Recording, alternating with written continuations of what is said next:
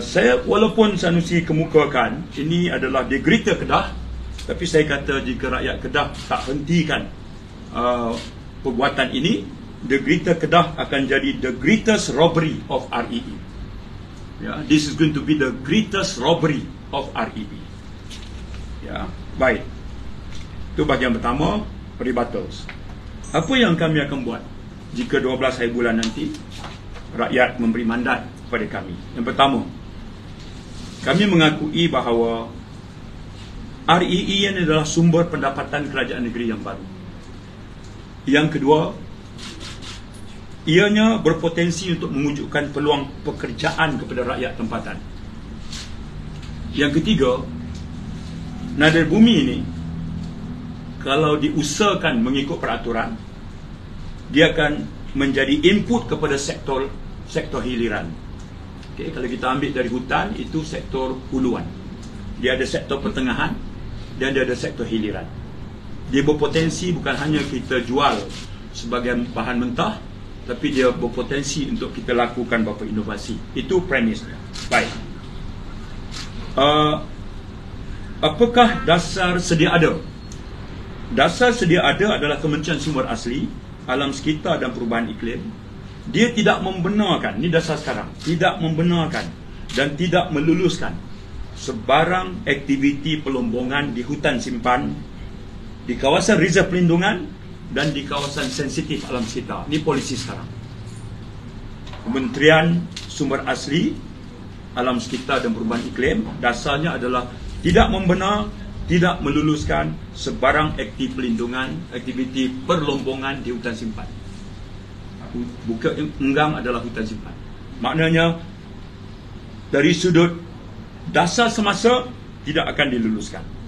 Jika sekiranya kerajaan perpaduan mengambil alih, maknanya kerajaan negeri dan kerajaan pusat sama, kita akan memulakan perundingan dengan kerajaan pusat.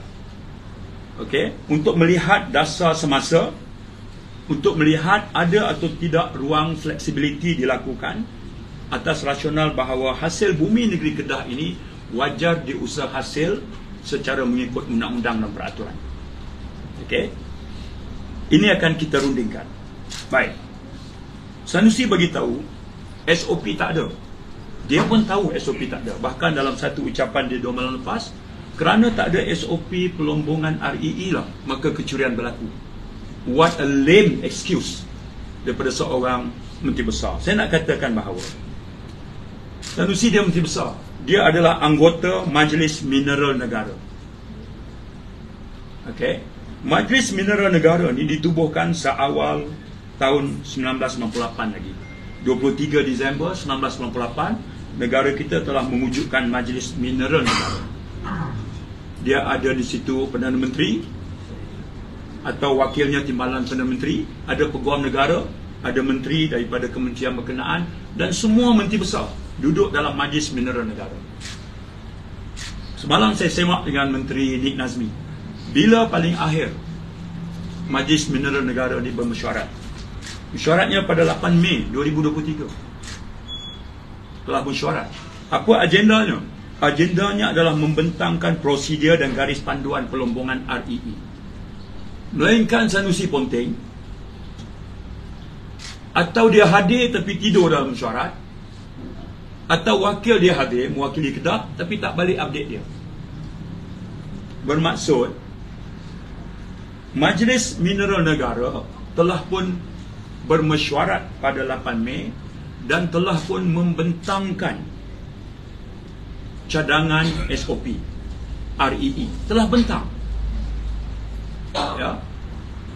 Sanusi Menteri Besar adalah ahli dalam Majlis Mineral Negara.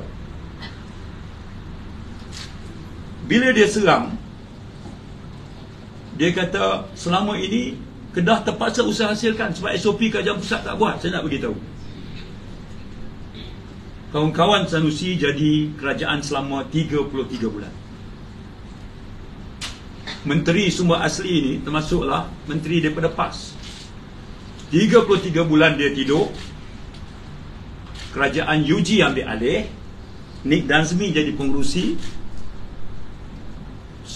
dilantik menteri pada bulan Disember, awal Disember. 8 Mei terus bentangkan SOP.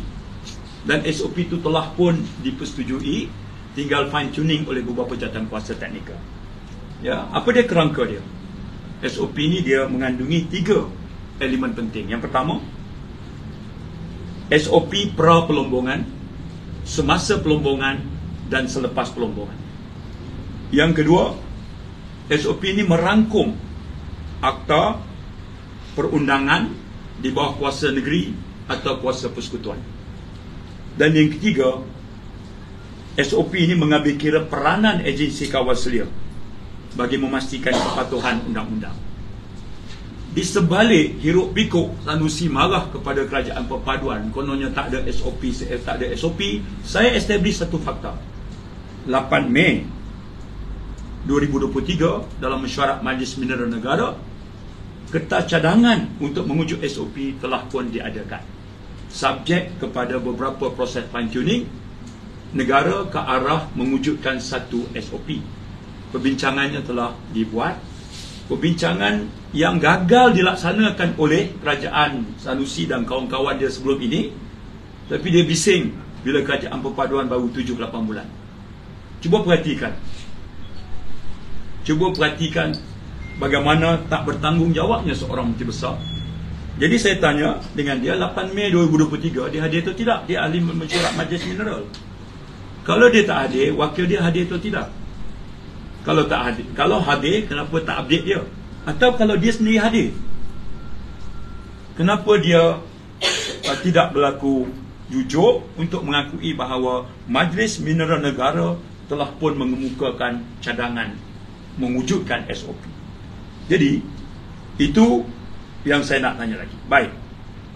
Perkara yang seterusnya adalah what's next bila kami insya-Allah diberi peluang. Yang pertama, kami akan segera stop, hentikan insiden kecurian ini. Surat 15 Mei kita akan batalkan, surat 3 Mei kita akan batalkan. Serta-merta. Sebab ini pun pintu kepada kecurian.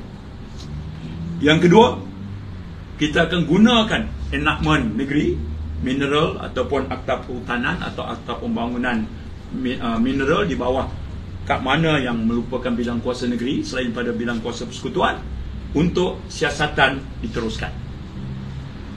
Yang ketiga, kami akan memberi kerjasama kepada agensi penguatkuasa seperti polis dan SPRM menjalankan siasatan berasaskan kepada kes sebelum ini.